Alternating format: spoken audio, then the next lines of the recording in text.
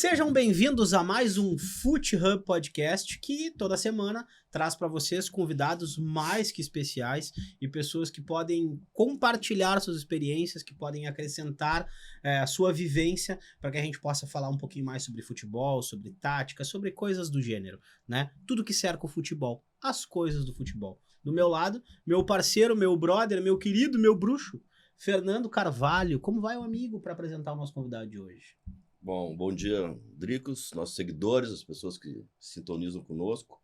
É um prazer muito grande estar aqui e hoje tentando equilibrar o lado emocional do Rio Grande do Sul. Trazemos alguém do lado azul, né? Tudo bem. Já que nós aqui pretendemos ter uma certa isenção em relação aos nossos convidados. Apesar de não esconder nossas paixões. Sem dúvida, mas faz parte, né? Respeito acima de tudo ao adversário. Somos grandes porque eles são grandes e nos tornaram grandes. Essa é a frase, né? Se o Grêmio não tivesse a grandeza que tem, o Internacional não seria tão grande. E vice-versa. Tenho certeza que o respeito que eles têm por nós é o mesmo que nós temos por eles. Eles, tricolores. Tá bem. E hoje estamos recebendo Lucas Leiva, um grande profissional, um grande atleta, uma grande trajetória, né, no futebol mundial e agora retornando ao Rio Grande do Sul. E logo que ele chegou, eu conversando contigo, não, quero fazer com o Lucas, porque é uma pessoa que eu admiro e porque vai ter conteúdo para nos transmitir. O que nós buscamos aqui, Lucas, seja bem-vindo. Obrigado. É exatamente conteúdo, né? Conteúdo, pessoas que viveram, que praticaram, e eu te acompanho desde jovenzinho, né? Depois eu vou contar uma historinha aí para os nossos seguidores.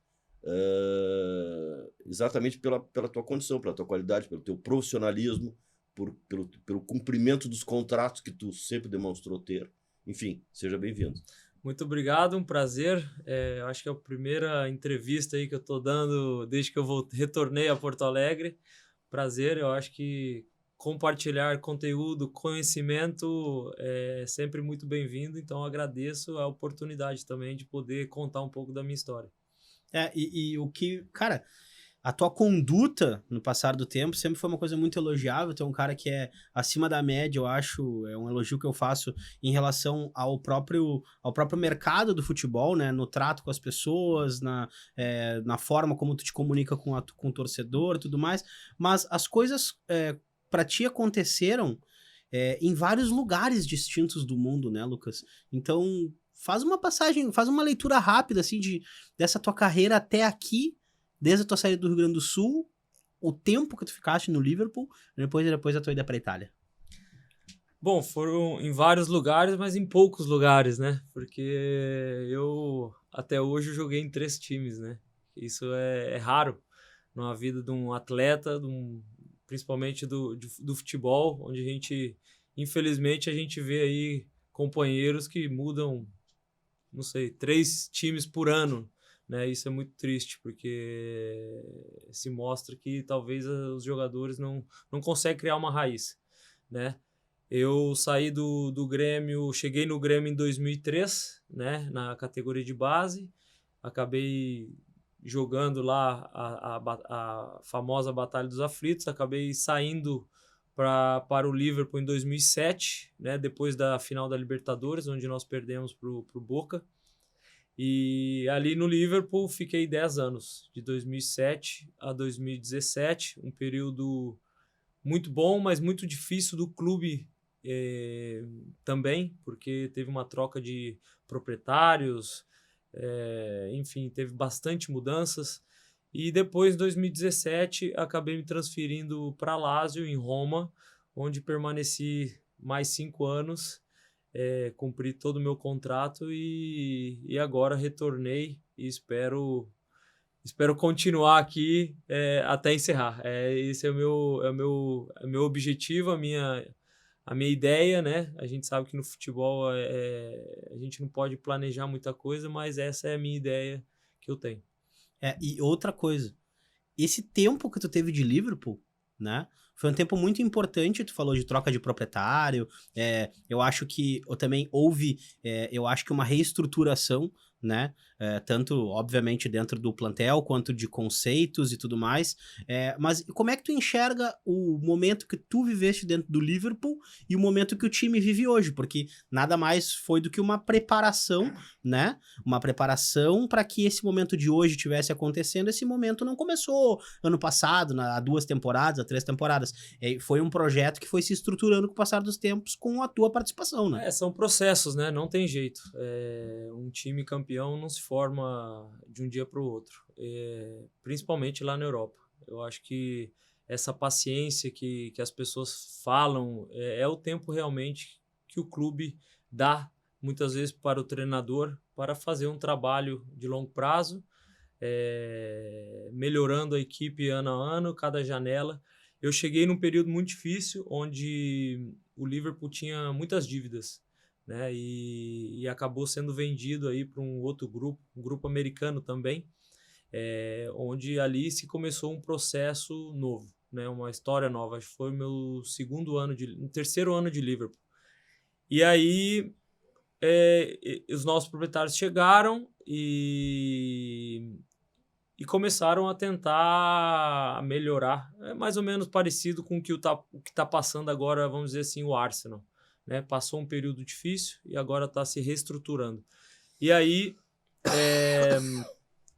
com essa reestruturação, eles provaram muitos treinadores. Na Inglaterra não é normal trocar muito treinador. Eu participei joguei com 5 treinadores em 10 anos. Essa era uma pergunta que eu ia te fazer na sequência, então já aproveita. Isso não é normal, né? Na Inglaterra, bom, você olha aí os históricos dos treinadores da Premier League, raramente se troca todo ano, né? E eu cheguei, meus primeiros 3 anos foram com o Rafa Benítez, né? Com o proprietário antigo ainda, que era o Gillette, né? Do grupo Gillette. Depois chegou o FSG, que é o grupo.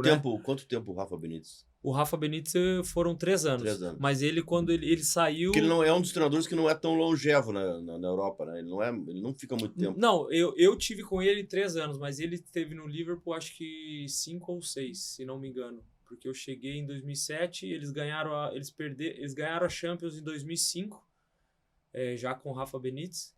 Em 2007 eles perderam a final da Champions e eu cheguei logo depois que eles perderam a final da Champions. Eles decidiram em 2005 o São Paulo, o Mundial de Clubes, né? Isso.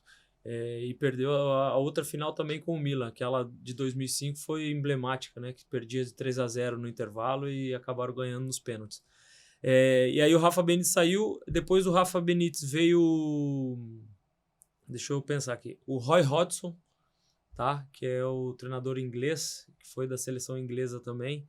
E ali ele ficou apenas 6 meses. Não deu muito certo e ele foi demitido e assumiu o Kenny Dalglish, que é a lenda. Ele com o Steven Gerrard. Que era um grande jogador. Ganhou muitos títulos pelo Liverpool e ele entrou na verdade, como uma pessoa que tinha uma identificação muito grande. Ele já estava no clube? Ele nunca teve fora, né? De uma forma ou outra ele sempre esteve envolvido. Ele era como um embaixador ali do clube. Hoje ele continua sendo embaixador do clube, mas naquele momento, como teve essa troca de propriedade, acho que o clube achou necessário colocar alguém que tinha uma identificação muito grande com a torcida, né? E ele acabou vindo ele já tinha um pouco mais de idade, e onde ficou 1 ano e meio. A gente ganhou a Liga da Inglaterra com ele. Chegamos na final da FA Cup, onde perdemos para o Chelsea. Mas ali ele ficou 1 ano e meio. E aquele ciclo ali era por um período curto, realmente. E aí veio o Brendan Rodgers. Nesse período, o Brendan Rodgers começou muito bem. Nós quase ganhamos a Premier League naquela época. Vocês devem recordar da escorregada do Gerrard contra o Chelsea, onde ele escorregou, perdeu a bola e a gente acabou perdendo aquele jogo. Se a gente empatasse aquele jogo e ganhasse os próximos 2, seríamos campeões da Premier League, algo que o Liverpool foi recentemente a primeira vez, né? E aí depois veio assumir o Klopp. E acho que quando o Klopp chegou, realmente a sensação foi diferente. Que ele realmente, ele como treinador, mas como gestor também, eu acho que a principal característica do Klopp também não é só como treinador, é como gestor. Você sentia que algo ali a chave tinha virado, né? Então foram esses 10 anos aí onde eu participei, mas foi o processo, né? Demorou aí 7 anos até a chegada do Klopp, não, 5 anos até a chegada do Klopp e mais 3 anos para ganhar a Premier League. Então tudo é um processo que os proprietários foram acreditando, erraram, né? Porque tiveram muitas trocas de treinadores, algo que não é normal, não é natural na Inglaterra.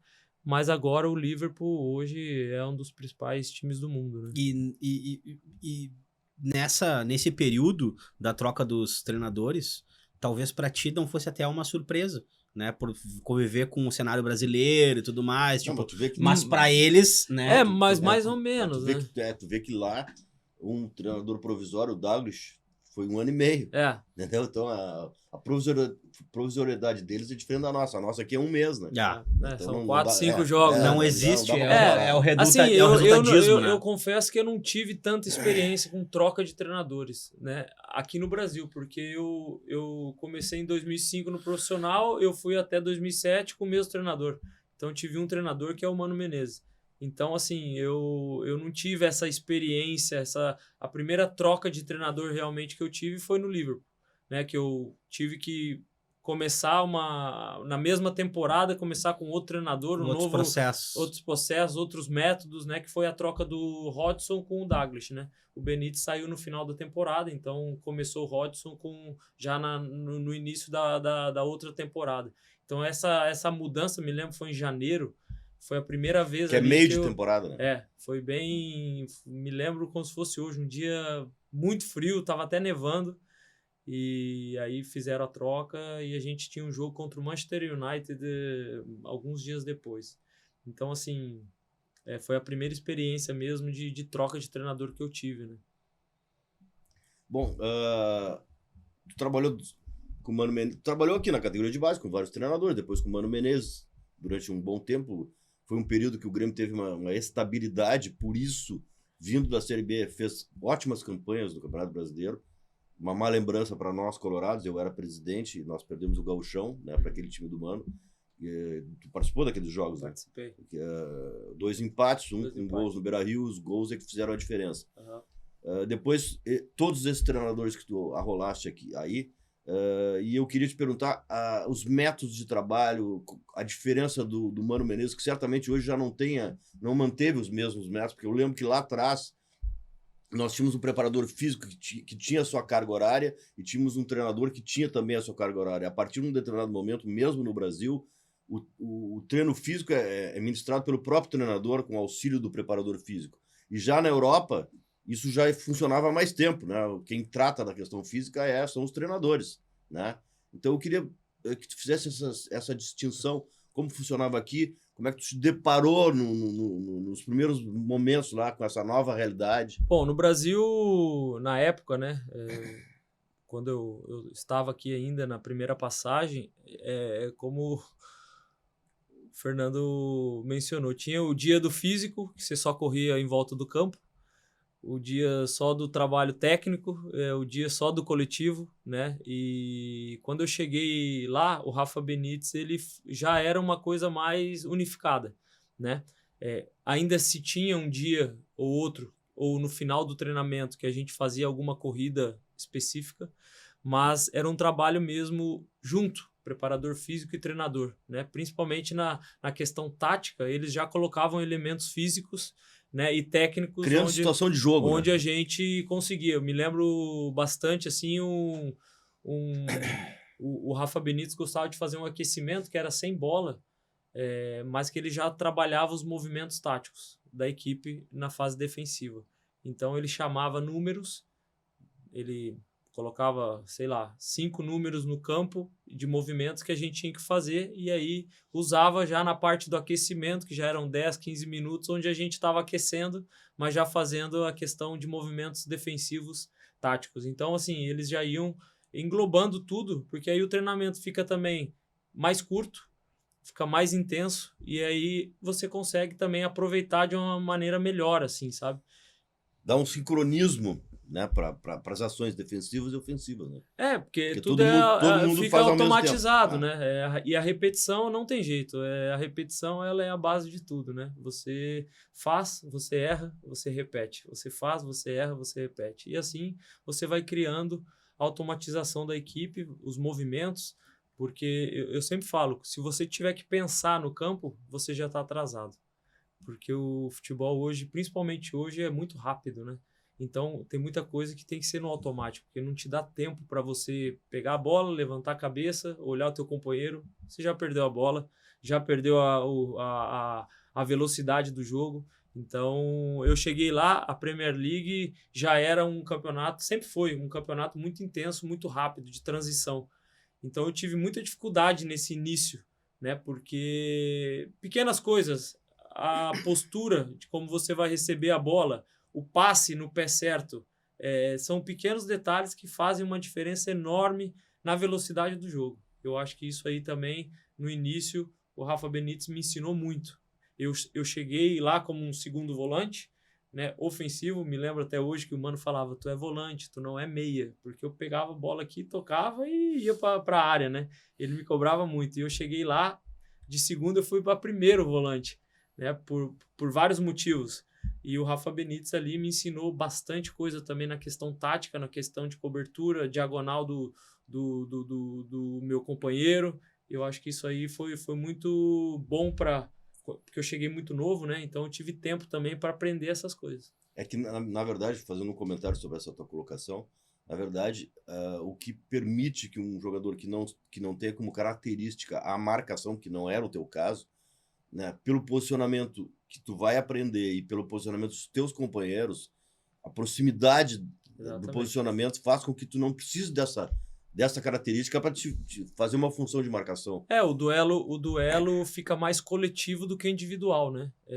Alguém que não tem talvez a característica de marcação muito forte, ele sendo ajudado pelos companheiros, ele tem muito mais pelo posicionamento, por estar próximo dos outros jogadores, você acaba tendo menos duelos individuais e isso facilita com que a equipe também recupere a bola, né? Não, e tu vê que, por exemplo, o Fernandinho, que era um meia, até com um meia criativo, acabou se tornando um volante primoroso lá, né? Exatamente por essa condição. Chegou a jogar até de zagueiro. Jogou de zagueiro. Exatamente. Então eu acabei aprendendo muito ali na questão tática com o Rafa Benítez, porque que ele era um especialista na questão defensiva. O Rafa Benítez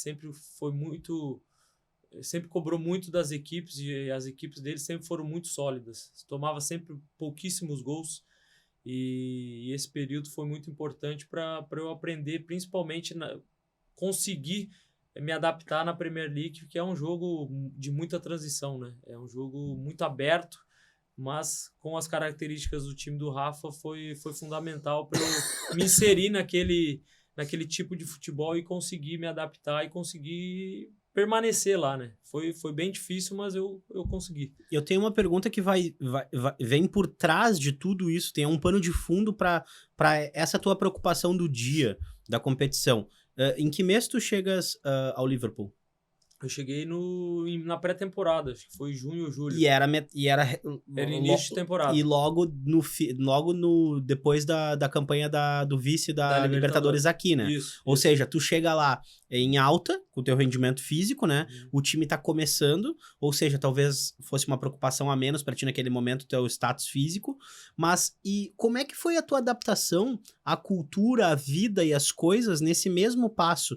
O Liverpool, ele te dá essa estrutura pra tua família naquele momento, para que tu possa te adequar? Existe uma preocupação institucional dentro do organograma do clube? Não, a gente tem um setor aqui onde a gente vai se preocupar também com a família do Lucas, com onde o Lucas vai ficar, como é que vai ser. Os times europeus já estavam preparados para te dar esse suporte de maneira adequada naquela época? Eu diria assim, ó, o Liverpool, as equipes inglesas já têm como cultura ter todo esse time, né, todo esse staff para se preocupar realmente com a adaptação do jogador. Na Itália, não tanto, tá?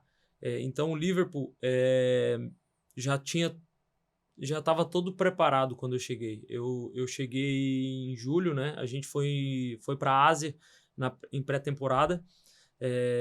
Até eu estava no meio da temporada, mas a minha questão física lá ainda foi um problema para mim, né? Porque eu não tinha condições físicas de suportar a intensidade do jogo da Premier League e também eu precisava ganhar um pouco mais de massa muscular. Isso aí foi evidente no primeiro mês que eu cheguei.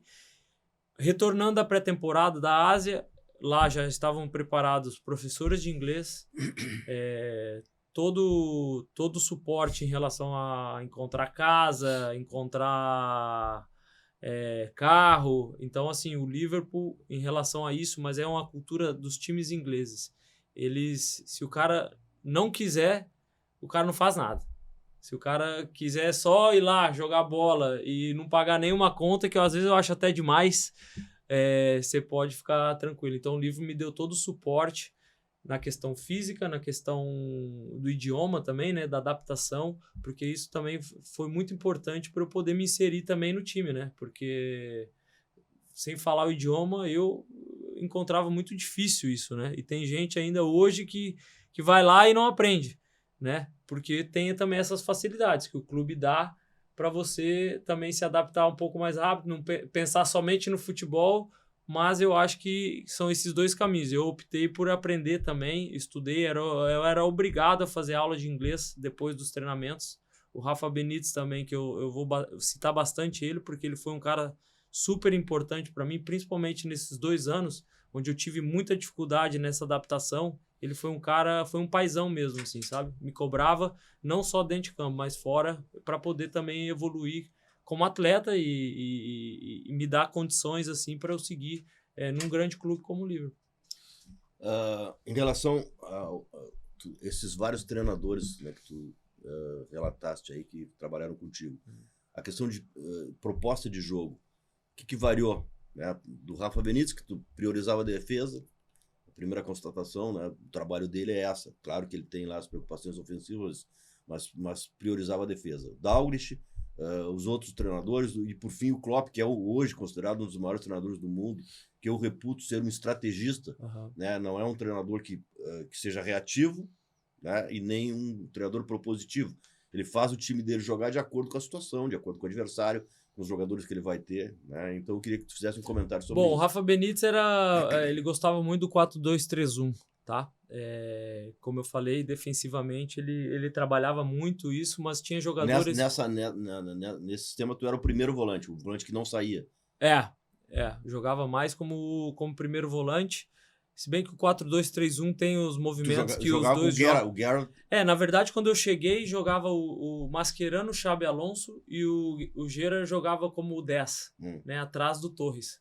E tu jogava no lugar do Xavi. Do Xavi ou do Mascherano. Quando eu jogava ali, eu jogava do lado de um ou do outro. O Mascherano era mais defensivo, né? O Gerrard, justamente ele usava esses dois volantes, porque o Gerrard, ele dava liberdade pro Gerrard se movimentar para aproveitar a qualidade técnica dele, o entendimento que ele tinha com o Torres, e deu muito certo. Então ele priorizava esses dois jogadores jogando mais atrás da linha da bola, vamos dizer assim, né? Dando um suporte com os dois pontas muito ofensivos, né? Então, ali que ele montava essa estrutura. O Roy Hodgson, ele, como foram 6 meses, ele provou vários tipos de sistema. Como não estava dando muito certo nada, Sim. Com 6 meses ele acabou sendo demitido. Quando chegou, saiu o Mascherano, foi Não, quando eu cheguei ainda ficaram o Mascherano, o Xabi Alonso e o Gerrard. Eu fiquei ainda mais 3 anos com ele. O Xabi Alonso, no meu 3º ano, foi para o Real Madrid. No meu 3º ano. Então, nos 2 primeiros anos foram os 3 que jogavam, eu jogava menos. Então foi um período muito bacana também, porque hoje eu entendo, né? Naquela época eu tava puto da cara, queria ir embora, eu quero jogar, mas aí hoje eu entendo que foi super importante eu aprender com esses caras também, né? E lá o reserva, quem tá na reserva é uma coisa momentânea, tu vai ser usado, né? Tem aquela troca, né? Principalmente entre jogo da Premier e da Champions, porque lá o calendário também é bem apertado, não como no Brasil. O Brasil é demais, mas foi muito importante. O Roy Hodgson, então, não vou nem comentar muito assim, porque, na verdade, não teve uma característica que eu consigo avaliar. O Brendan Rodgers, ele gostava muito do 4-3-3, né? E aí eu joguei bastante tempo como primeiro na frente da zaga ali, tendo 2... Quem eram os dois? Era o Gerrard e foi o Gerrard, foi o Henderson, que eles contrataram o Henderson. Não, primeiro era o Douglas, né? Desculpa. Depois do Hodgson foi o Douglas. E o Douglas também foi no 4-2-3-1. O mesmo sistema do Rafa. O Gerrard jogava às vezes ao meu lado, ou às vezes jogava como 10. Então, basicamente, era a mesma formação. Depois ele acabou se tornando o primeiro volante, né? Com o Brendan Rodgers, quando ele foi ficando mais velho, né? E aí, quando o Brendan Rodgers chegou, ele montou um 4-3-3. O Gerrard jogava como segundo volante, eu jogava como primeiro. Aí tinha o Joe Allen, que era um menino do Swansea, que o Brendan Rodgers trouxe. Também um jogador de muita posse de bola e que também era mais defensivo. Então, dava a liberdade para o Gerrard também ir para o ataque. Atacar um pouco mais. E aí, depois, posteriormente, o Gerrard foi perdendo aquela condição, aquela força. Quando tu te lesionou, tu teve uma lesão, e aí ele passou a jogar começou, na tua função. E aí ele encontrou um sistema, o Brendan, que era um losango, né? Era um 4-4-2, mas em forma de losango. Então, era o Gerrard, que ele queria usar os 2 atacantes que, na época, eram os melhores atacantes da Premier League, que eram o Suárez e o Sturridge. Então, ele encontrou ali uma solução muito boa, porque era o Gerrard na frente da zaga, mas ele tinha jogadores perto dele também para suprir talvez a questão defensiva do Gerrard. E ele ficou como um armador, só que numa linha mais abaixo, né? E aí ele conseguiu jogar o Gerrard, o Henderson e o Coutinho, que começou a jogar, fazer aquela função de segundo volante. É mais ou menos parecido com o que ele faz na seleção hoje, né? Que joga ali o Casemiro, joga ele e joga por dentro, né? O Coutinho era um extrema. Ele começou como extremo, né? Até ainda joga como extremo, mas nessa função ele já jogava ou do lado do Gerrard, que é nessa forma de losango, ou atrás dos 2 atacantes. Como a gente tinha 2 atacantes, a gente jogava com 10 ali e esse tripé no meio. Então, assim, o Brendan variou. Com isso, esses 2 atacantes estavam sempre inteiros para atacar e não só na recomposição, porque muitas vezes o atacante que recompõe com o lateral, ele acaba perdendo o fôlego para atacar. Né? O único problema desse sistema do losango, você tem que ter esses 2 jogadores do lado do tripé com uma condição física muito forte. Tem que pegar a lateral a partir do meio campo. Tem que pegar a lateral. Os caras têm que rodar, e quando a bola vem do outro lado, eles têm que... Pega o lateral a partir do meio campo. Então, assim... tem que ter muita condição física. Esses 2 são fundamentais para esse sistema dar certo, né? Porque senão você começa a pedir para os atacantes marcar um pouco mais, e aí o atacante já começa a ficar muito atrás, e aí quando você recupera a bola, você... Não tem fase ofensiva. Falta gente lá. Então, é muito da característica também, né? O Brendan foi muito inteligente nesse sentido, que ele viu jogadores, o Henderson, na época, cara, condição física extraordinária, o Joe Allen, o próprio Coutinho conseguia fazer muito bem essa função, e aí um dos motivos foi que o Gerrard começou a jogar mais recuado, justamente porque na questão física ele já não conseguia fazer esse balanço, né?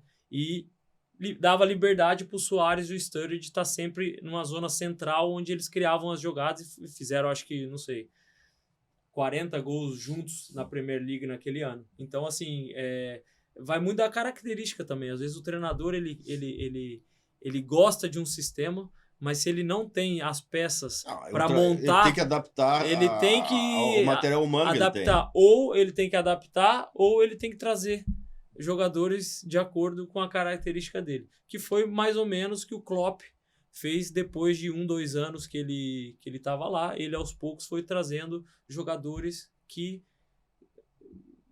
era mais parecido com a característica de jogo que ele queria implementar no time, né? Então, assim, depois do Brendan chegou o Klopp, e o Klopp é 4-3-3. Tu jogou quanto tempo com o Klopp? 2 anos. 2 anos. 2 anos. E tu era titular nesse momento? Tu voltou de lesão, né? O primeiro ano do Klopp eu fui titular. O segundo ano já não fui mais titular. E aí joguei bastante jogos de zagueiro, como a gente estava comentando, porque a gente tinha muita bola, muita posse de bola. E às vezes a gente jogava no meio-campo adversário. Então ele me usava muito também como zagueiro, justamente para saída de bola, entendeu? Não, porque uma grande característica desses treinadores que tem a posse de bola como tônica, que é o caso do Guardiola, que é o caso do Klopp, é colocar volantes. O Mascherano foi colocado, né, pelo Guardiola como zagueiro também, pela saída de bola, né, apesar de ser baixo, né? Mas exatamente, mas é aquele negócio, para tu ter volantes na linha de trás, tu tem que ter uma pressão muito forte, principalmente na retomada da bola. Quando tu perde a bola, tu tem que ter uma pressão muito forte, porque tu obriga o adversário a dar o chutão, ou, né, a se livrar da bola, porque realmente, se você joga com uma linha muito alta e você não tem pressão na bola, você fica muito exposto. Principalmente na Premier League, onde os atacantes lá são muito rápidos e muito fortes, né? Então, assim, aliado à saída de bola, mas também tem que ter essa característica de pressão, principalmente na perda, né? Você tem que pressionar ali os 4, 5 segundos, tentar recuperar a bola o mais rápido possível, porque a partir do momento que um time consegue saltar essa pressão, é difícil, né? Você recuperar, senão os caras vão na frente do gol, né? Outra coisa, por exemplo, tu deve ter 1,80 m de altura. 80. Né? Para jogar na zaga com os atacantes que tem lá, não pode permitir cruzamentos. Então, essa pressão que havia, né, ela inibe o cruzamento. Então, não tem muito cruzamento. Não tem muita jogada aérea, né? Exatamente. E também, principalmente na questão também da velocidade, você acaba sendo mais um jogo de leitura, né? Posicionamento e leitura. Do que de velocidade, né? E aí é onde eu conseguia fazer essa função, principalmente de zagueiro, porque a pressão pós-perda era muito boa. Então, muitas vezes a bola chegava já morta e você continuava o ataque, né? Continuava a posse de bola. Tá, mas deixa eu entrar justamente nessa tua transição da primeira para a segunda temporada com o Klopp, onde tu é mais utilizado como zagueiro, né? E aí, como é que foi o teu entendimento, Lucas? Como é que tu conseguiu absorver isso, dessa necessidade de utilização?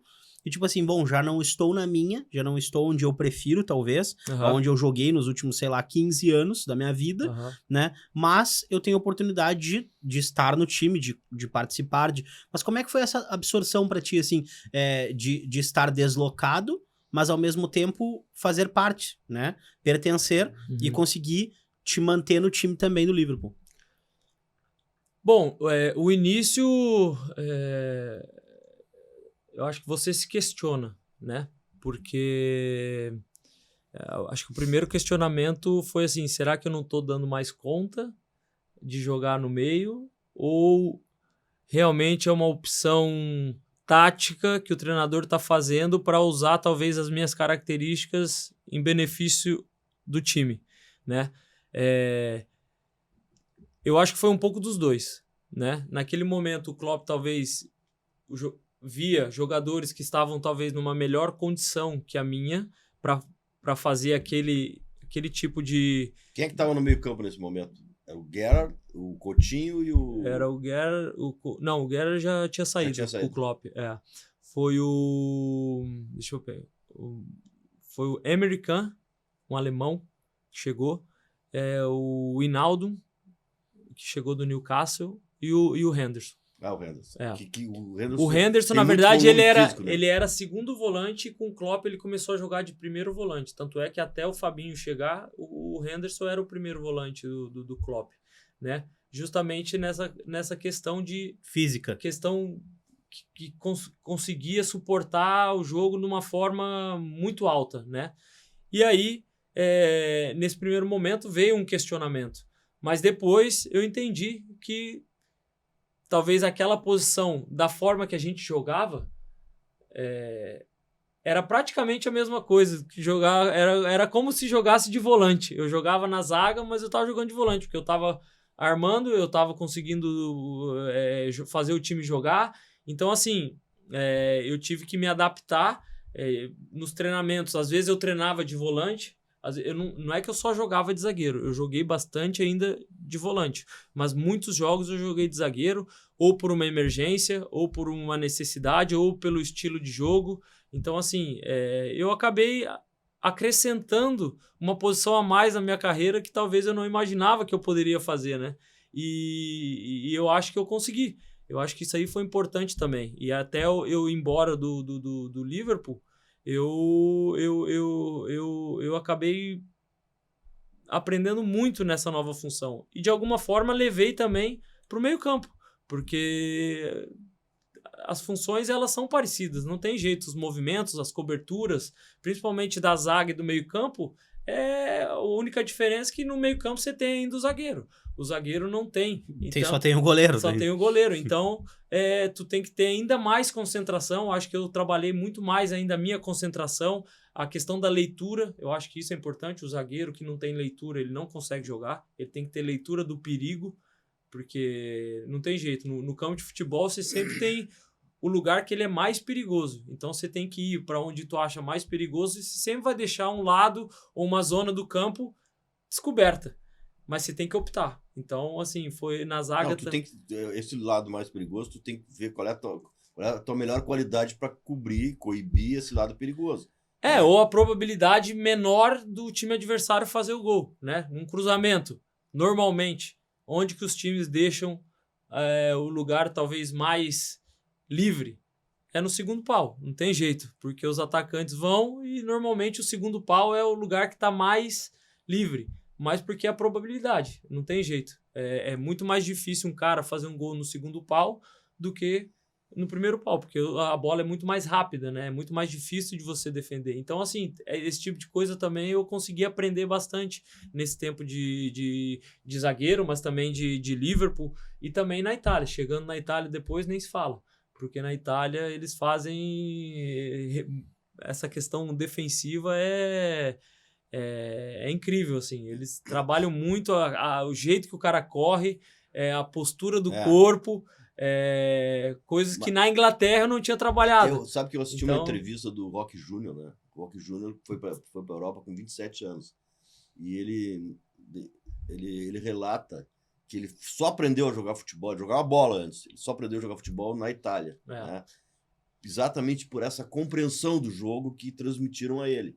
E ele relata que, em determinado jogo, ele tem uma foto do posicionamento defensivo, uma foto panorâmica assim, de todo o campo, e todos os jogadores, ele entre eles, ele era quarto zagueiro lá, estão com o mesmo posicionamento, com o mesmo pé de apoio, com o mesmo pé, sabe? Ele tinha uma sincronia de movimentos, dependendo do lado da bola. Exatamente. Né? Quer dizer, a bola está do lado esquerdo, todo mundo está na mesma posição, o lateral direito, o zagueiro, o quarto zagueiro, o lateral esquerdo, na mesma posição, de frente para o lance, pronto para intervir no momento que a bola chegue próximo deles. E o zagueiro na Itália, raramente ele está olhando assim, está de frente para o lance, né? Ele está sempre perfilado, né? Sempre de lado, assim, sempre de lado, porque ele já está pensando no perigo de receber uma bola nas costas, de poder atacar, de pressionar.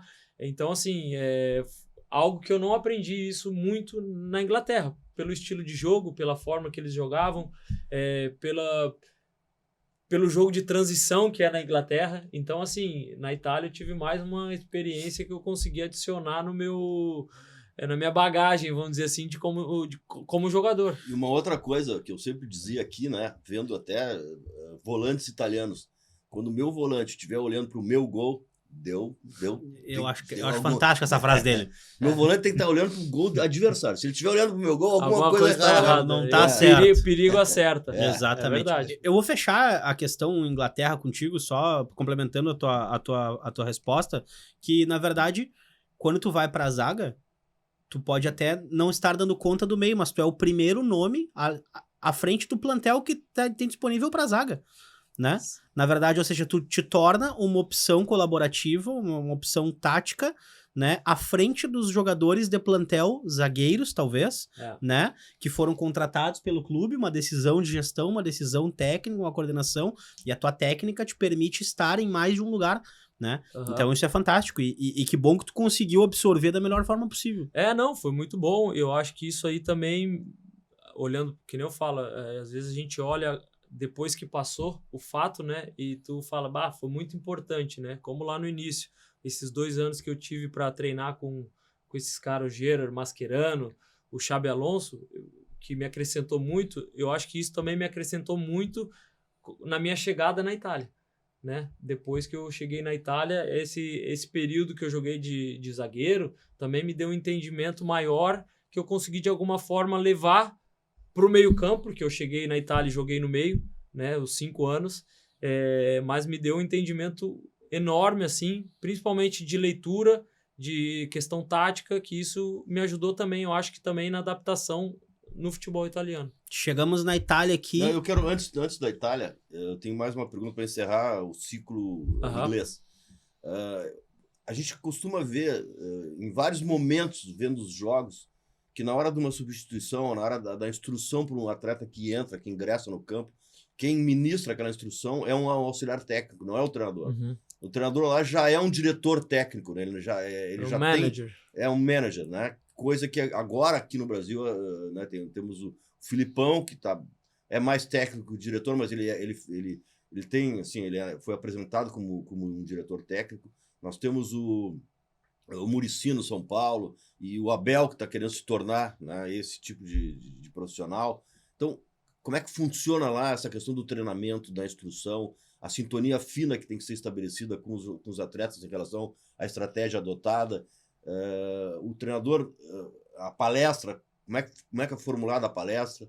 Quem é que formula o plano de jogo? É o treinador, é o auxiliar técnico, é um conjunto, né? É o analista de desempenho que traz os elementos do adversário, enfim, como é que funciona na Inglaterra? Bom, vamos lá. É até uma boa pergunta. Cada treinador tem mais ou menos o seu método, né, de treinamento, de fazer as coisas. O Rafa Benítez era em conjunto com o seu auxiliar, com a preparação física, com a análise de desempenho, né? As trocas com o Rafa Benítez, obviamente ele sempre decidia, mas o auxiliar passava as instruções, principalmente ali antes de entrar, da questão da bola parada.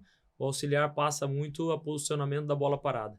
O Klopp, quando ele chegou no Liverpool, ele tinha um auxiliar que fazia praticamente tudo, até mesmo as substituições, né? Aí eu não sei se era eu não posso te dizer se era o combinado antes, se era o auxiliar que decidia, mas era o auxiliar que fazia todas essas trocas, né? E o Klopp era mais a imagem ali, sabe? Então, depois que esse auxiliar saiu e veio um outro auxiliar, que daí eu já não estava mais, eu acredito que o Klopp tomou um pouco mais à frente das mudanças, enfim.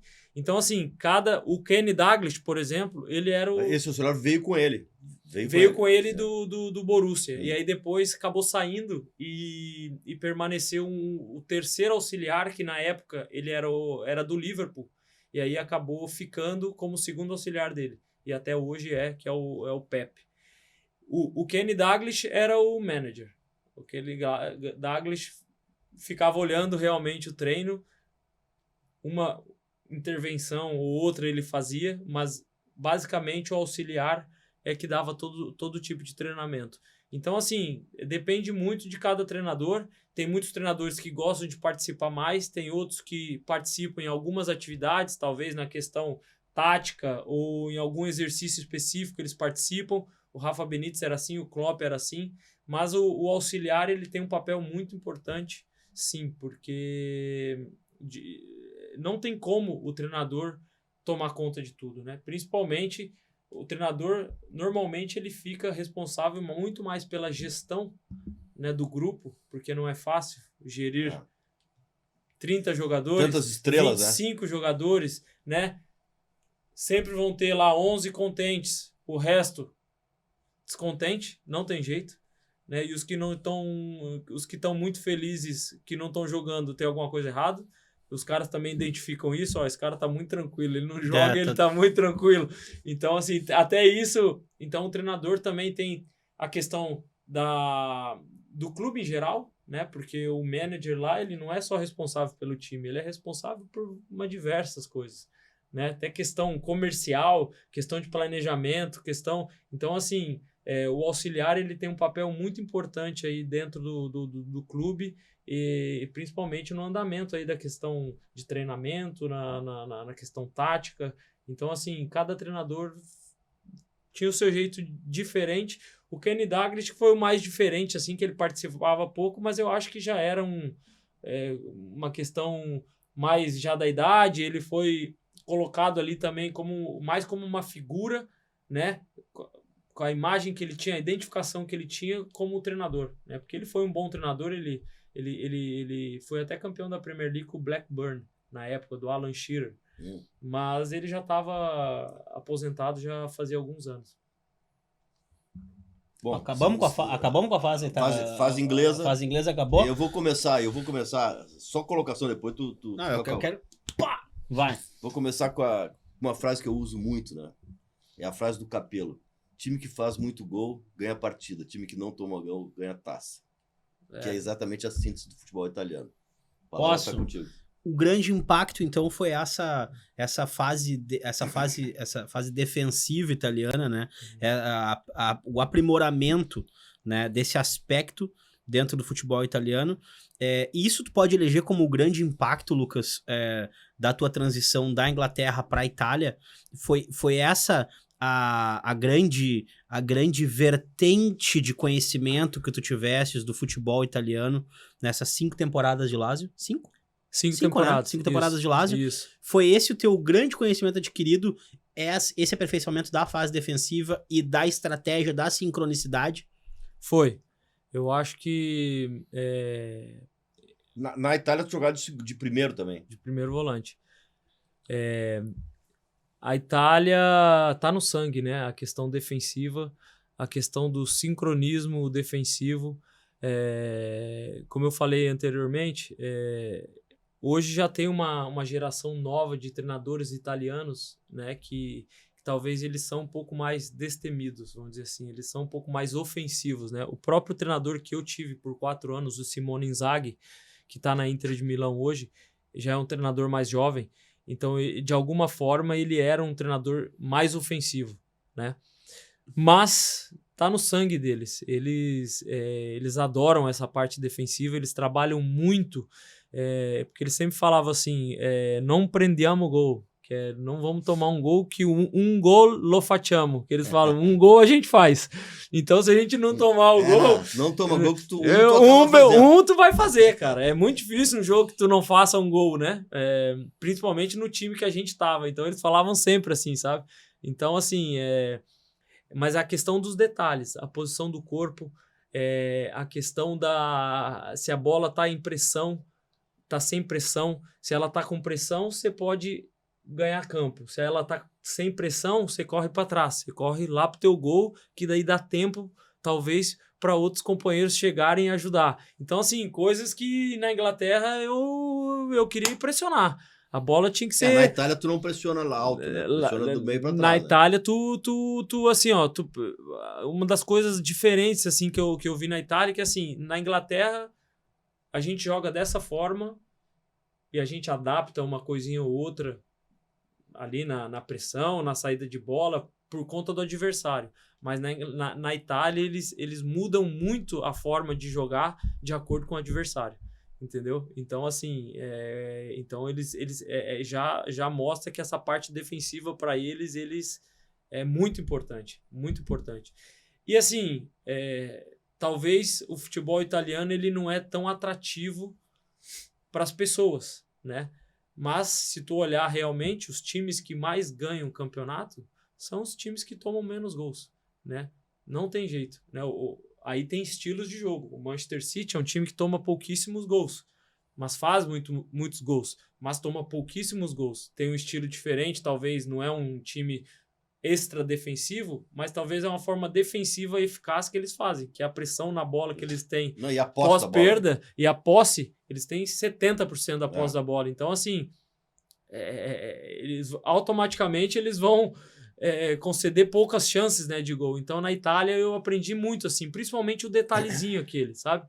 Da postura do corpo, na questão da bola coberta, que eles falam, né? Bola coberta, tu ganha campo. A bola não está coberta, você corre para trás. Então, esse tipo de coisa foi muito bom, assim, para eu incrementar, vamos dizer assim, no meu repertório aí de questões táticas a esses 5 anos na Itália.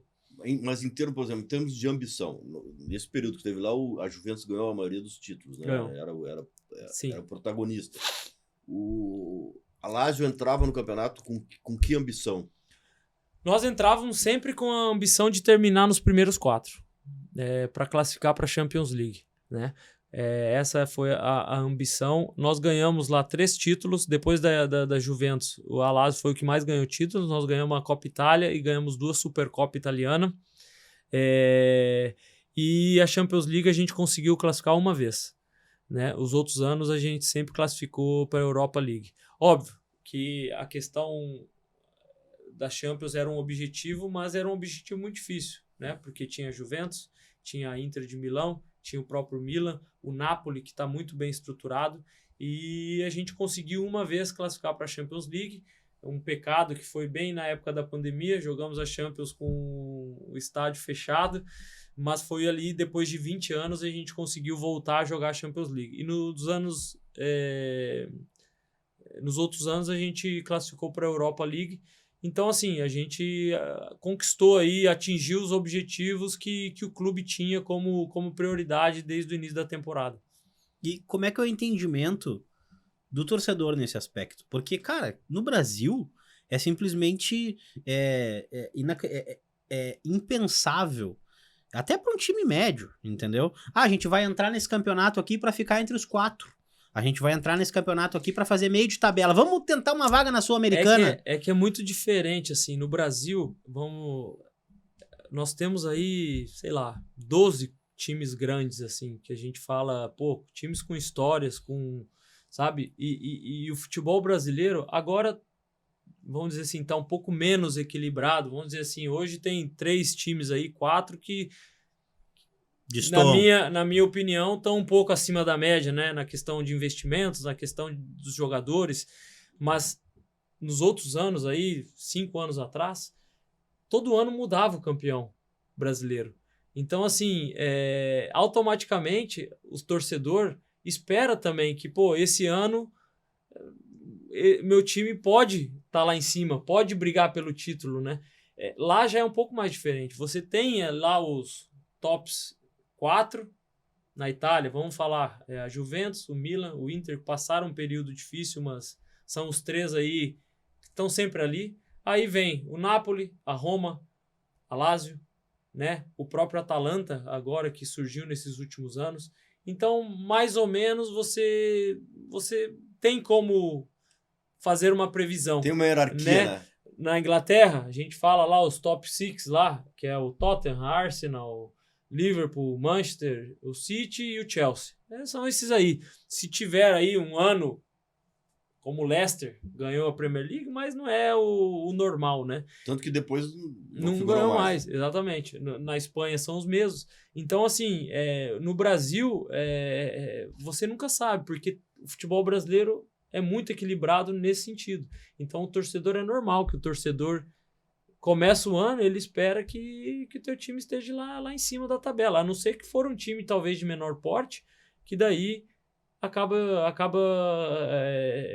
ficando satisfeito, né, em ficar ali numa zona, em permanecer na Série A ou uma Sul-Americana.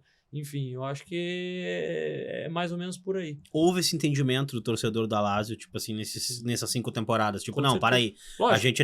A gente vai tentar desde o começo, não vamos abdicar de tentar, não vamos abdicar de brigar, não vamos abdicar de lutar, mas existe uma hierarquia, como disse o Fernando, e, furar essa bolha dos 4, dos 5 é muito difícil. Não, tem um entendimento, né? E aí cada time joga o seu campeonato à parte, né? Não tem jeito, né? Então, lá na Lazio, meu primeiro ano, nós perdemos a classificação no último jogo para a Champions League. No último jogo, nós jogamos contra a Inter de Milão. Com empate, a gente ia para a Champions League do outro ano. Nós perdemos no último minuto, um gol de cabeça. 3-2. No ano seguinte, nós terminamos em sexto, que dá a vaga para a Europa League, mas ganhamos a Copa Itália, que também dá vaga para a Europa League, mas não conseguimos atingir lá o objetivo da Champions. No terceiro ano, nós terminamos em terceiro no campeonato. Até a parada da pandemia, nós estávamos em primeiro, estávamos lutando pelo título, e aí, faltando 10 jogos, o campeonato acabou parando, e na volta a gente acabou... E o Inzaghi sempre foi o treinador? Sempre o treinador, os primeiros 4 anos. No quarto ano, nós terminamos em quinto, e o ano passado nós terminamos em quinto também, que já veio o Sarri, que é outro treinador que eu gostaria de comentar, que foi um treinador, principalmente na questão defensiva, algo que eu nunca tinha visto. Foi algo também, eu até falei para ele quando eu estava me despedindo, eu falei, com 35 anos eu não pensei que eu ia aprender algo novo ainda, tão novo no futebol, como eu aprendi esse ano contigo, porque a forma dele defender é algo que eu nunca tinha visto. É muito difícil, mas se o time conseguir essa sincronia, essa forma, o time não toma gol, mas é muito difícil, não é fácil. Mas e a harmonização com o ataque, como é que funciona o sistema dele? Do Sarri? Também, a grande dificuldade dos times do Sarri, pelo menos esse ano que eu tive com ele, é que se um jogador falhar, cara, tu vai defender dentro do teu gol. Tu vai defender, e eu falo mesmo, se o atacante, porque ele é uma questão de posição. Ele fala assim, eu não me importo com o adversário, eu me importo com a bola. Eu marco a bola, eu não marco o adversário.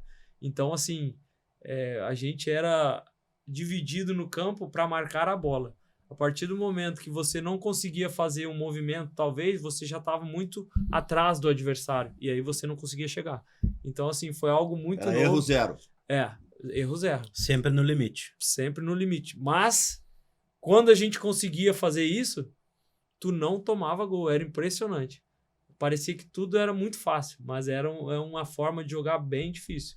Mas foi algo novo também que eu aprendi nesse último ano. Qual era a organização tática dele? Ele era 4-3-3. 4-3-3. 4-3-3. Mas a questão assim, mais assim, incrível a forma que ele defende. Ele, por exemplo, a linha de 4 dele, ele não tem cobertura.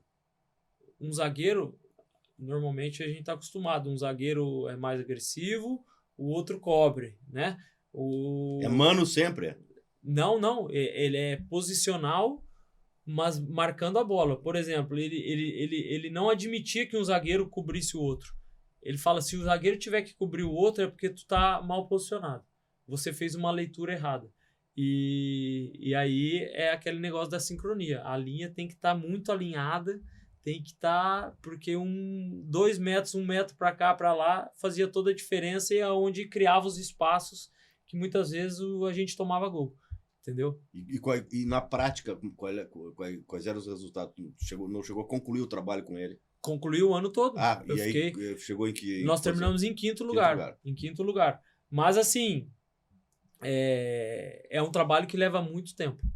Assim, principalmente para a questão defensiva. Porque a forma que ele quer defender é algo que tem que ser muito automático, tem que ser muito sincronizado e que leva tempo.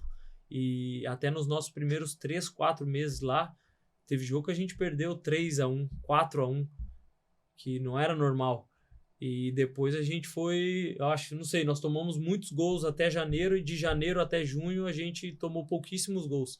Então, assim, funciona, mas leva tempo também, tem que ter essa paciência. Deu certo, mas até conseguir entrar nessa sincronia, nessa dinâmica... levou um pouco de tempo, mas foi algo novo também que eu aprendi nesse último ano no meu de Itália. Como nós estamos de horário aí? Tamo bem, mas eu preciso chegar ainda na última fase, né? Que senão não vai dar. Eu tenho 2 perguntas pra fazer, porque agora vem a volta pro Brasil, né? Vem a volta pro Brasil. A gente não falou de seleção brasileira, tá? Mas ainda vou passar pela seleção brasileira também. Mas nessa tua volta pro Brasil, eu tenho 2 perguntas. A primeira, já que estamos aqui na aldeia, né?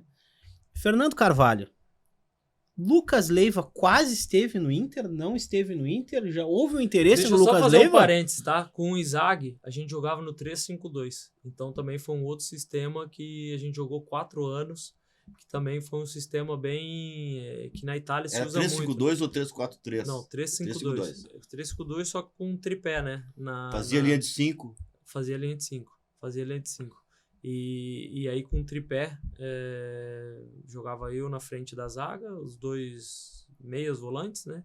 E os 2 atacantes. Então, mas também movimentos que é um sistema que está voltando, né? A grande parte dos treinadores estão mas trazendo. Tu tem que aí ter também jogadores, principalmente o zagueiro, do lado.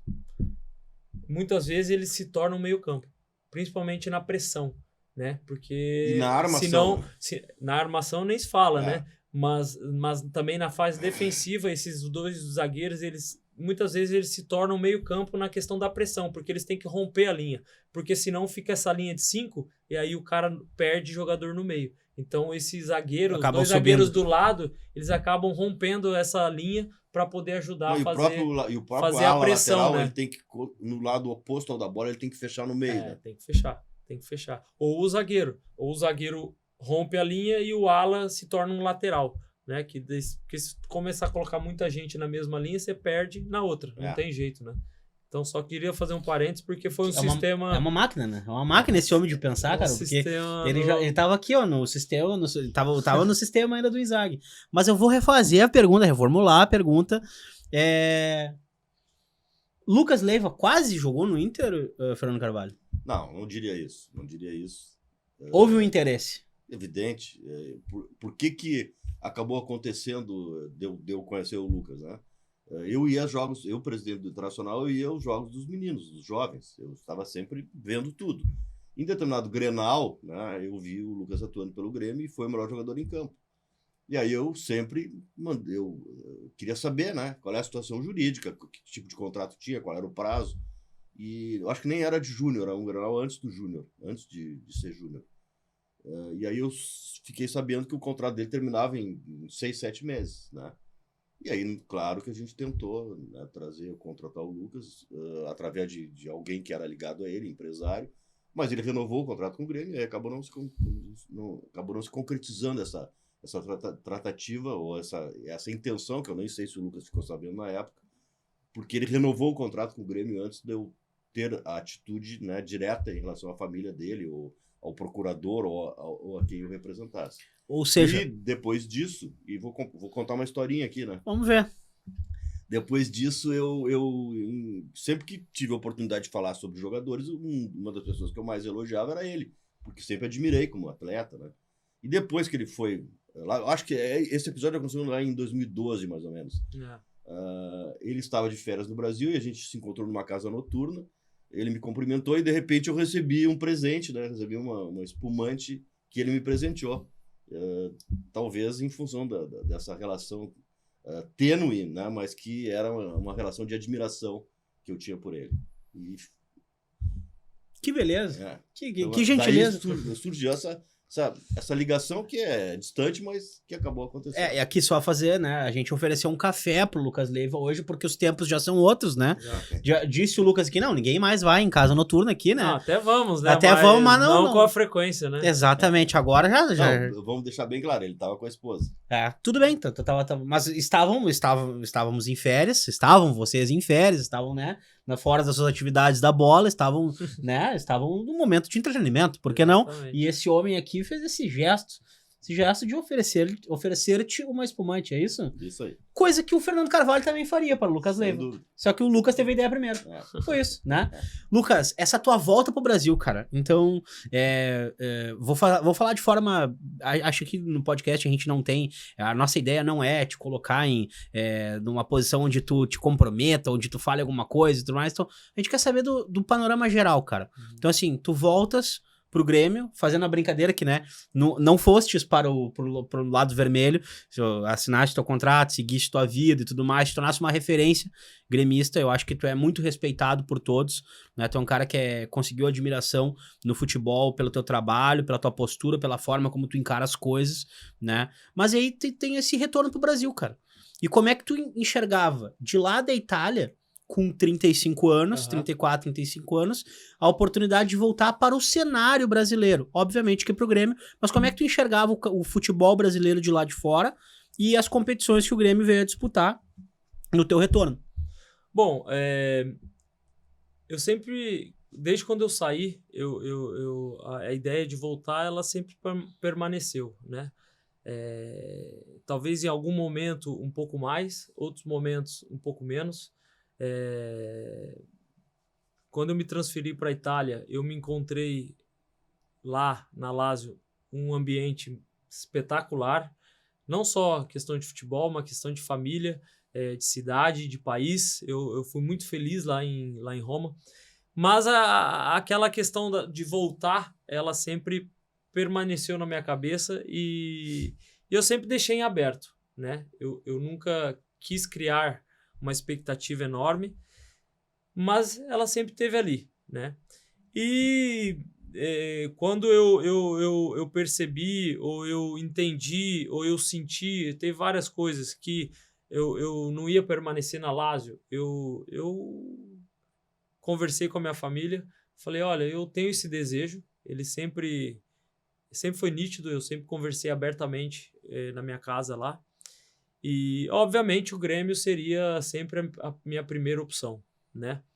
Te confesso que a minha decisão foi muito mais baseada na minha vontade mesmo, e eu nem olhei, eu nem me importei a situação que o Grêmio teoricamente estava ou está nesse momento, porque eu tenho convicção que é um período, isso aí vai melhorar, a situação vai melhorar, o Grêmio vai voltar à Série A, óbvio, futebol tem muitas surpresas, mas eu tenho, para tomar essa decisão, eu tinha que ter convicção, né? E depois que eu cheguei, eu só confirmei esse sentimento que eu tinha. Então, foi basicamente isso. Eu tive outras, talvez, oportunidades, propostas, mas a minha ideia sempre foi retornar para o lugar onde eu comecei, né? E também tentar devolver de alguma forma algo que lá na frente, lá atrás eles me deram, né? Eu tentar devolver de alguma forma. Então foi uma decisão fácil, porque na minha cabeça já existia essa vontade. Como eu falei, em momentos um pouco mais, em outros momentos um pouco menos, mas eu senti mesmo que era o momento e estou muito contente, estou muito feliz com a minha escolha. A minha família também entendeu e eles também estão super felizes de estarem aqui. Eu acho que é meio sacanagem a gente ficar, né? Tipo, avaliar o teu trabalho com o teu treinador e tudo mais, que eu acho que a gente coloca num papel que não é legal, né? Porque a nossa intenção aqui não é essa. Mas uma coisa eu gostaria de te perguntar relacionado à tua vida no Grêmio agora, que é sobre as viagens, o desgaste, o calendário, né? O fato de ter que viajar muito, ter pouco tempo para treinar, para recuperar e tudo mais. Como é que foi esse impacto na tua vida, na tua fisiologia, num jogador de 35 anos, né? E como é que tu sentiu esse impacto agora no teu retorno ao Brasil, cara? Não, é uma boa pergunta. Assim, ó, até porque lá as distâncias são curtíssimas, são né? Curtas, né? Então... Eu te confesso, assim, que a minha expectativa ela foi preenchida muito mais positiva do que negativa desde quando eu cheguei, tá? Eu te explico por quê. O calendário da Série B ele é mais light, né? Ele é mais light, porque você tem, às vezes, uma semana de treinamento, que você consegue recuperar. Então, assim, para essa volta tá sendo muito bom para mim, porque eu tô tendo esse tempo também tive tempo de me fazer uma boa pré-temporada, 3 semanas, 4 semanas. Lá na Europa a gente faz 6, 7 semanas, né, com mais 6, 7 amistosos. Então, assim, de alguma forma eu tô ainda na minha pré-temporada, né? Acho que foram 5 jogos que eu joguei, 6 jogos até agora. A questão da estrutura do Grêmio tem tudo. Eu até estava conversando com os meninos lá do Grêmio, falando, cara, vocês têm que aproveitar, porque, assim, tem coisas que eu tenho aqui no Grêmio que talvez lá na Lazio eu não tinha, entendeu? Na questão da nutrição, da alimentação. Óbvio, o Brasil é um país muito grande, então tem essas viagens que é um desgaste, não tem como, mas o calendário, de alguma forma, tem ajudado para que eu consiga essa adaptação aos poucos. Obviamente, o ano que vem, subindo, tendo um calendário ainda mais apertado, aí vai ser um pouco mais difícil em relação às viagens, à recuperação, isso aí é normal. Mas esse ano ainda tem sido muito tranquilo. Por exemplo, nós jogamos agora no domingo, vamos jogar na sexta, depois vamos jogar na quarta, então tem um tempo um pouco mais espaçado aí que te dá a condição de recuperar e até de fazer essa adaptação de volta, né? Porque o que mais cansa a gente realmente, lógico, são os jogos, mas também as viagens, né? Porque tu acaba tendo que ficar no local depois do jogo, voltando só no outro dia, e aí já perde um dia. Então, viagens muito longas, né? Como nós fizemos lá para o Nordeste, enfim. Então, mas isso está sendo ainda ajudado aí, vamos dizer assim, pelo calendário, que vai me dar uma base boa também para o próximo ano. E outra coisa em relação ao Grêmio e a tua convivência com os mais jovens, que tu disseste, né? Tu consegue conversar bastante com a gurizada, tu consegue trocar ideia, tu consegue aconselhar esses novos talentos, esses jogadores que estão subindo. Existe uma interação da tua parte e uma conversa no sentido de deixar o caminho melhor pavimentado para que eles consigam ir adiante?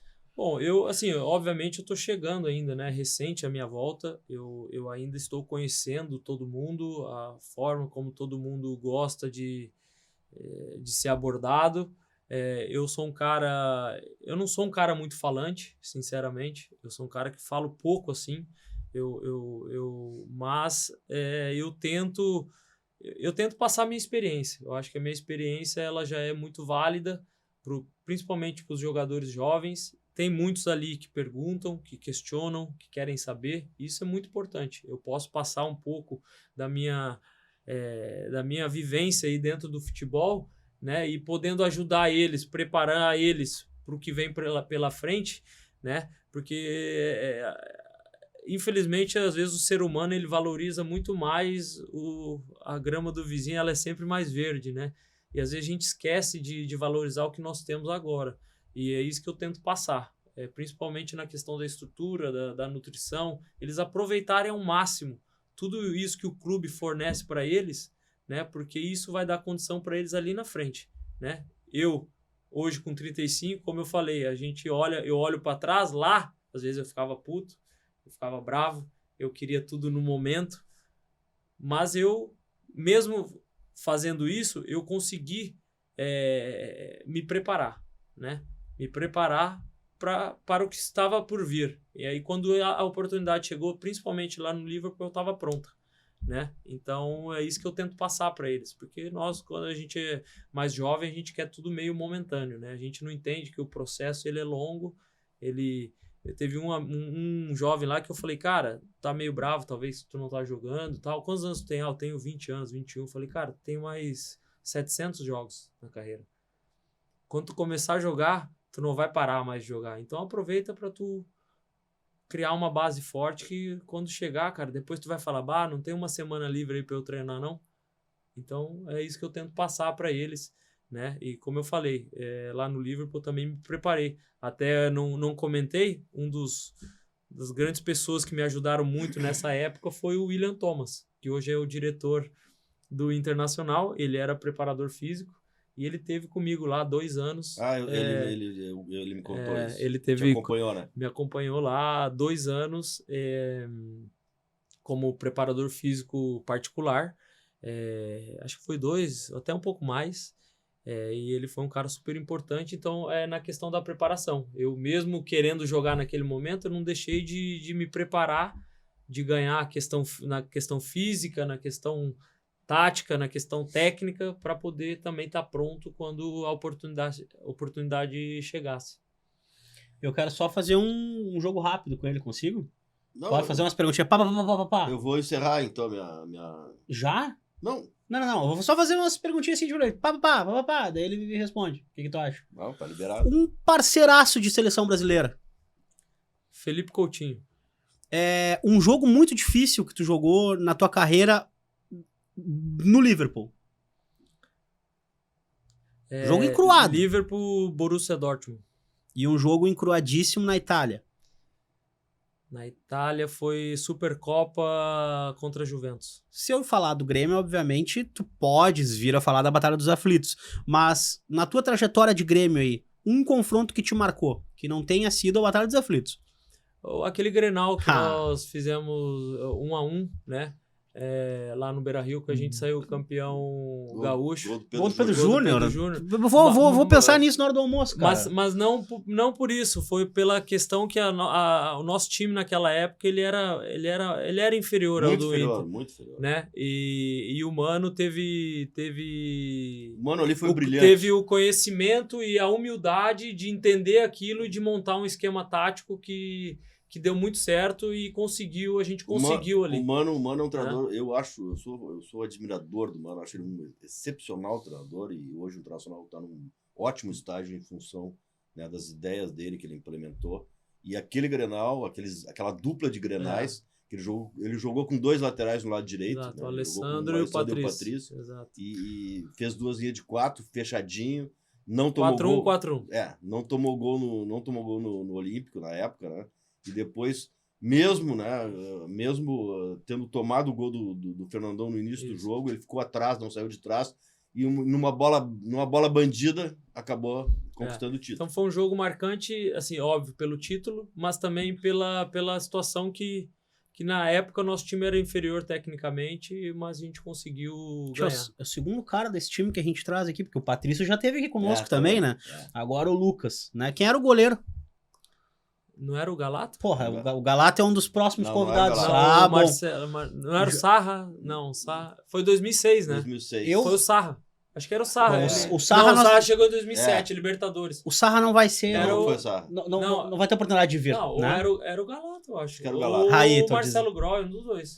Tô dizendo. Não, foi o Marcelo Groy, que o Galato se lesionou. O Marcelo Groy era reserva e ele jogou. Dois, isso. Aí o Sarra chegou em 2007. Jogou o Marcelo Groy. Depois o Marcelo saiu do time e depois retornou e virou ídolo, né? Isso. Groy talvez nas férias, né? Mas agora, por enquanto, ele não vem. Não vem. Mas o negócio é o seguinte, cara, tu tem o hábito de ler livro, de ver filme, eu acho que tu é um cara que te preparou bastante. Tem alguma recomendação do que os jogadores de hoje podem ler, assistir, se preparar para que eles possam seguir adiante na carreira? Eu li o livro do Guardiola. Ele é um cara que todos os companheiros que eu tive, o Fernandinho principalmente, que é um grande amigo meu, ele realmente fala que o Guardiola é fora de série. Principalmente na questão de encontrar espaços no campo, né, para atacar o adversário. Isso aí ele é magnífico. E o livro dá um pouco de ideias aí da forma que ele trabalha. Não tô olhando pra ele, eu não tô olhando pra ele, tá? Tu leu o livro, Fernando? Claro. Esse aí, ó. Tinha certeza que ele teria lido o livro também.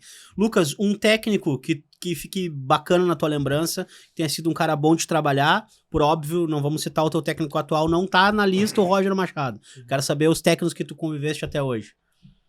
Cara, eu não poderia escolher um só, tá? Mas, se eu tiver que escolher um, eu vou escolher o Rafa Benítez. Porque eu acho que ele foi um cara que ele acreditou muito em mim. Principalmente na dificuldade que eu tive de adaptação. Como eu falei antes, eu tive um período muito difícil lá no Liverpool, de adaptação, e ele acreditou muito em mim. Talvez outro treinador, estando num clube grande como o Liverpool, poderia, cara, não deu certo, vamos vender, vamos emprestar e vamos comprar outro, porque o Liverpool poderia fazer aquilo. Mas ele viu algo ali em mim, que eu trabalhava, que eu queria aprender, que eu era dedicado, e ele teve uma paciência que eu não sei se outros treinadores teriam. Então, eu acho que o Rafa Benítez, para mim, ele foi um cara muito importante na minha carreira, que me deu, talvez, a condição de permanecer num clube, e depois, obviamente, eu fiz por merecer e permaneci mais mais 10 anos aí, mais 8 anos, né? Depois desses 2 anos de adaptação. Eu ia fazer uma sacanagem aqui, quer dizer assim, cara, um cara difícil de marcar, mas tu jogou contra tanto cara bom e fora da curva, acima da média, eu vou te pedir um top 3. Pode ser um top 3? Não, eu posso te comentar um que eu acho que ninguém vai esperar eu falar, mas é um cara que é incrível. O cara era muito difícil marcar. O Davi Silva, do Manchester City. Esse cara, ele não era rápido, ele não era forte, mas ele não errava um domínio. E quando o cara não erra um domínio, é muito difícil você roubar a bola dele, você marcar ele, porque você tá sempre um segundo atrasado, né? Então, assim, o David Silva foi um jogador que ficou bem marcado, assim, para mim. Quando eu jogava contra, ele era um cara muito difícil de você conseguir parar. Sabe que a gente fez essa pergunta para um cara que também nos disse um cara totalmente difícil de marcar. Foi pro Kleber, lembra? A gente fez esse podcast com o Kleber lá em São Paulo, lateral, e a gente perguntou para ele, Kleber Corrêa, a gente perguntou, Kleber, qual foi o cara mais difícil de marcar? Porque tu jogou contra um monte de cara, né? Ele falou, cara, o Edmundo, velho. Né? Lembra? Ele falou, cara, o Edmundo, ele tinha um espaço muito pequeno que ele agia, que era um absurdo. Então, assim, né? Ele pegava a bola, tocava, já se movimentava, tocava de novo.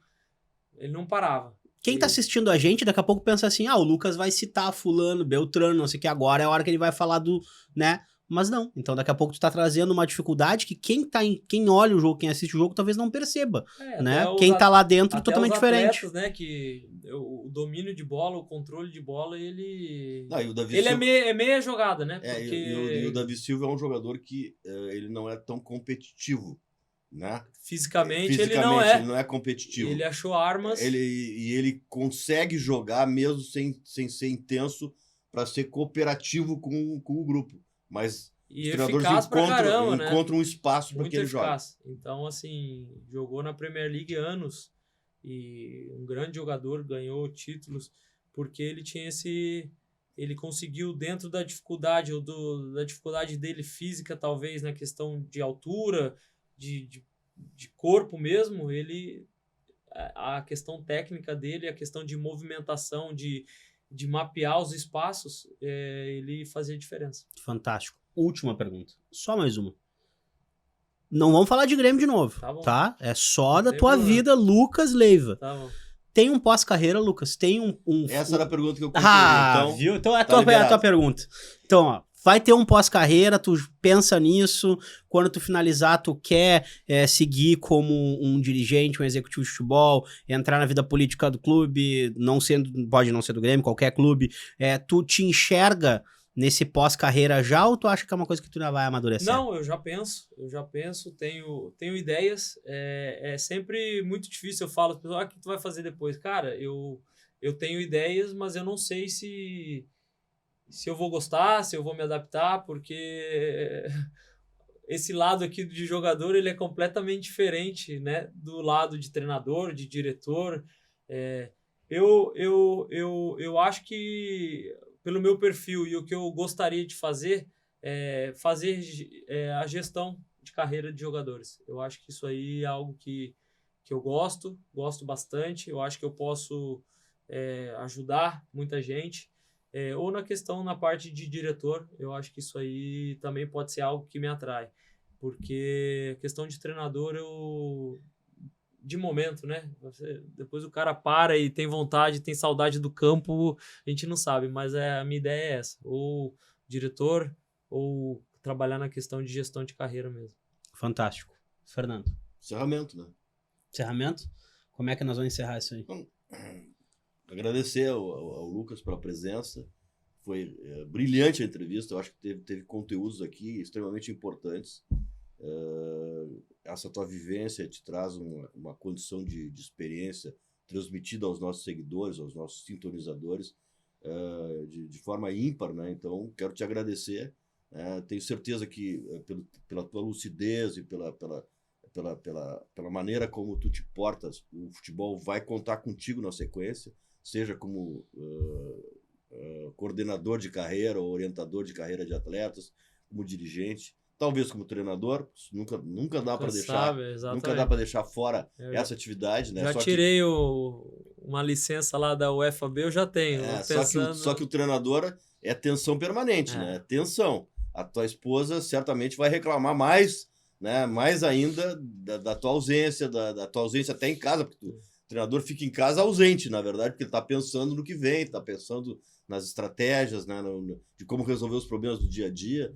Mas eu acho que tu, pelo que a gente viu aqui, pela conversa que tivemos, tu tens condições de optar por qualquer desses caminhos. Certamente serás feliz em qualquer desses caminhos. E por isso eu te agradeço aí a contribuição brilhante que tu trouxe para nós no nosso podcast. Eu que agradeço e espero ter contribuído mesmo com algumas questões táticas e de experiências. Eu acho que isso aí é bacana, como eu falei, compartilhar conhecimento, isso aí só enriquece, né? Eu acho que isso aí a gente consegue evoluir também como atleta e como pessoa. Obrigado. E queria te falar uma coisa, cara.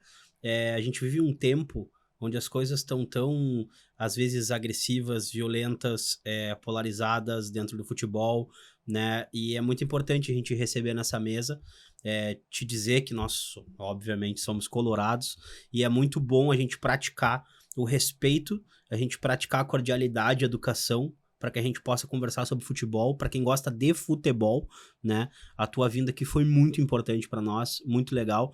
Eu te desejo sucesso na tua carreira, sorte na tua carreira. Não vou te desejar, assim, títulos quando for contra o Inter, por favor, não me entenda mal, né, Lucas? Não, mas...